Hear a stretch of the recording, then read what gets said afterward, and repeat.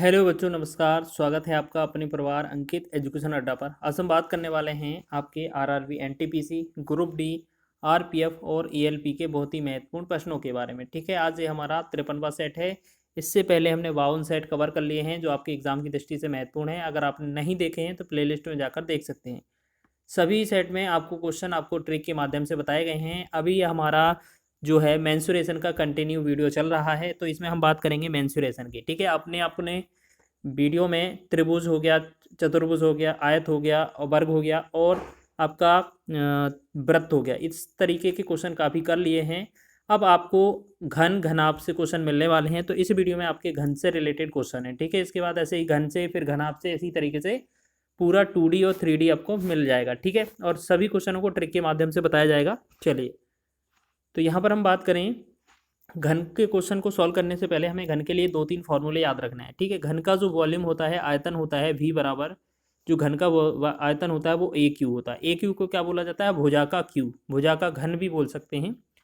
अगर इसका surface area बोला जाए, टोटल सरफेस एरिया, जिसे हम पूर्ण पृष्ठीय क्षेत्रफल या संपूर्ण पृष्ठीय क्षेत्रफल बोलते हैं, संपूर्ण पृष्ठीय क्षेत्रफल की बात करेंगे तो इसका जो संपूर्ण पृष्ठीय क्षेत्रफल होता है वो 6a² होता है।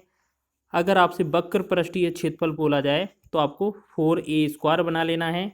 और एक लास्ट रह जाता है, घन का जो विकर्ण होता है वो होता है √3 इंटू में a। ठीक है, ये आपका a होता है साथ में। बस ये आपके 4 फॉर्मूले इस पूरे वीडियो में काम आने वाले हैं। ठीक है, तो इसी तरीके से बनाएंगे, बहुत ही आसान तरीके से। सब फॉर्मूले लिख लेना है आपको। ठीक है, अब यहाँ पर लिखा है किसी घन के प्रत्येक किनारे की लंबाई 2.6 सेंटीमीटर है, घन का पूर्ण पृष्ठीय क्षेत्रफल ज्ञात कीजिए। देखिए, किनारे को बोला जाता है भुजा की लंबाई, किनारा क्या है?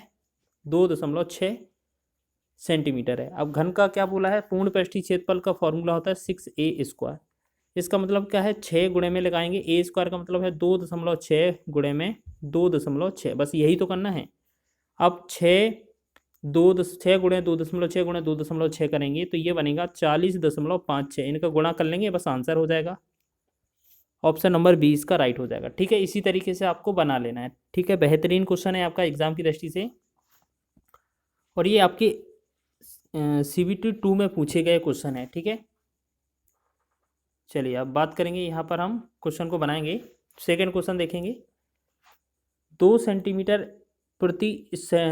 रुपये प्रति सेंटीमीटर स्क्वायर की दर पर किसी घन की सभी बाहरी सतहों को रंगने की लागत 588 है, घन का आयतन ज्ञात कीजिए। तो पहले आपको बता दें, जो आपके पास जो रेट दी होती है 2 रुपये प्रति वर्ग सेंटीमीटर, ये इस तरीके की, अगर आप इसका दर जो व्यय में भाग कर देंगे तो आपका जो है बाहरी पृष्ठ निकल कर आएगा। जो बाहरी सतह है ना, बाहरी पृष्ठ को क्या बोलेंगे हम? 6a²। ठीक है, 6a² हम क्या बोलेंगे? जो बाहरी पृष्ठ होता है वो 6a² होता है। इसका जो वैल्यू निकलेगा, ये क्षेत्रफल कैसे निकलेगा? जो आपका दर व्यय है 588, अगर आप उसमें जो दर है उससे भाग कर देंगे, आपका संपूर्ण पृष्ठीय क्षेत्रफल निकल आएगा। तो सबसे पहले 2 एकम 2, 2 से 2 2 दूना 4 हो जाएगा। पहले तो 1 2 नम 18, फिर 2 से 2 चौकी 8। ठीक है,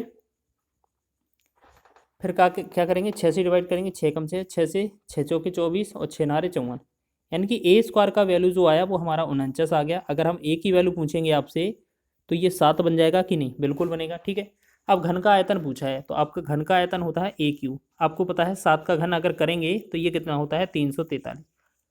तो बस यही तो हमसे पूछा था, तो 343 जो होगा आपका ऑप्शन नंबर ए इसका राइट आंसर हो जाएगा। ठीक है, तो ये आपका घन हो जाएगा।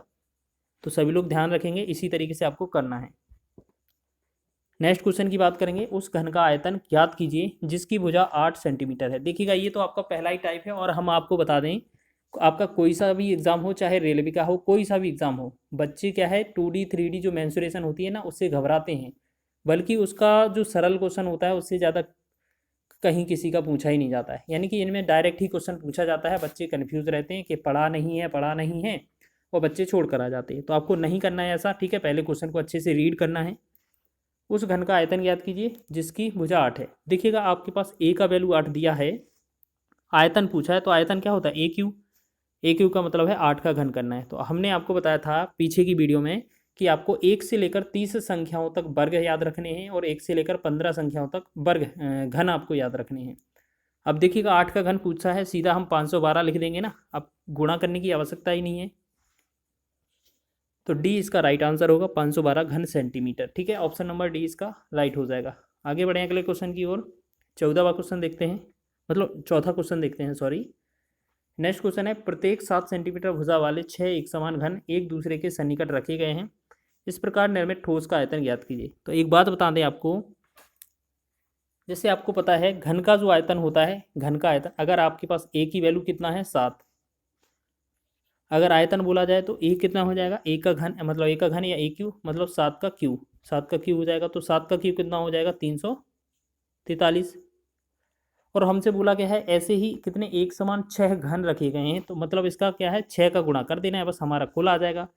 6 18, 6 चौके 24, 1 25, और 6 18 2 20, यानी कि 20 58 इसका राइट आंसर होने वाला है। हमसे क्या बोला है, पहले तो हम घन का आयतन निकालेंगे, उसके बाद हमें क्या निकालना था, क्वेश्चन में हमसे ये बोला गया था कि उसी तरीके के 6 घन एक समान है, तो टोटल हमें निकालना था आयतन। तो हम क्या करेंगे, 6 का गुणा कर देंगे, आंसर हो जाएगा 20 28 इसका राइट, 20 58 राइट आंसर हो जाएगा। नेक्स्ट क्वेश्चन है हमारा, चलिए ये तो हो गया ना हमारा, चलिए नेक्स्ट देखेंगे, ये तो हो गया हमारा क्वेश्चन। नेक्स्ट देखेंगे, यदि एक घन का विकर्ण 10√3 सेंटीमीटर लंबा है तो इसका आयतन कितना होगा। तो आपको क्या है, मेंसुरेशन में बस यही एक खासियत होती है कि जो क्वेश्चन में लिखा जाए वही फार्मूला लगा दीजिए। घन का विकर्ण दिया है ना, तो घन का विकर्ण का फार्मूला लगा देंगे। हमने फार्मूला बताया था कि √3 × a होता है, ठीक है, √3a। इसका वैल्यू है हमें क्वेश्चन में कितना दिया जा रहा है, 10√3, तो कह सकते हैं √3 से √3 कट ही जाएगा, यानी कि a का वैल्यू 10 आ जाएगा। अब हमसे आयतन पूछा है, तो आयतन क्या होता है, ए क्यू। ए क्यू का मतलब क्या है, 10 का क्यू निकालना है, तो ये 10 का क्यू कितना हो जाएगा, 1000। तो बहुत ही आसानी से निकल कर आ जाएगा, ऑप्शन ए हमारा राइट आंसर हो जाएगा। ठीक है, तो इसी तरीके से आपके बहुत कम समय में आप आंसर होते हैं, और ये एग्जाम में सीधे पूछे भी गए हैं, आपके एनटीपीसी के, रेलवे के एग्जाम में, हर जगह यहाँ पे ये बनते हैं क्वेश्चन में। चलिए बात कर लेते हैं नेक्स्ट क्वेश्चन की। तो ये हमारा इस वीडियो का अंतिम प्रश्न है। लिखा है, यदि एक घन की भुजा 9√3 सेंटीमीटर है तो उसके विकर्ण की लंबाई ज्ञात कीजिए। देखिएगा अब आपको क्या है, ए का वैल्यू दिया हुआ है, कितना दिया है, 9√3 सेंटीमीटर, और हमसे विकर्ण पूछा है। तो आपको पता है विकर्ण का फॉर्मूला हमने आपको लिखवाया था, क्या होता है, √3 × a। इसका मतलब √3 का गुणा a में करना है, बस √3 है, साथ ही में a का वैल्यू 9√3। देखिएगा 9 तो हमारे साथ रहेगा ही रहेगा, जब √3 दो बार लगेंगे तो ये एक बार 3 आ जाएगा, जब 9 का 3 में गुणा करेंगे तो ये बनेगा 9 × 27। 27 इस क्वेश्चन का राइट आंसर है, ऑप्शन नंबर सी इसका सही हो जाएगा। ठीक है, तो ऑप्शन सी इसका सही हो जाएगा। इसी तरीके से आपको क्वेश्चन को हल करना है, एग्जाम में ये पूछे जाते हैं। ठीक है, और बताइएगा सभी लोग, वीडियो अच्छा लगा है तो वीडियो को लाइक करें, वीडियो को शेयर भी करें अपने दोस्तों के साथ, और चैनल पर नए हैं तो चैनल को सब्सक्राइब कर लें। हम आपके साथ बहुत मेहनत कर रहे हैं, आप निश्चित ही इस तरीके के क्वेश्चन आपके एग्जाम में देखने को मिलेंगे, और बहुत ही कम समय में आप कर रहे होंगे।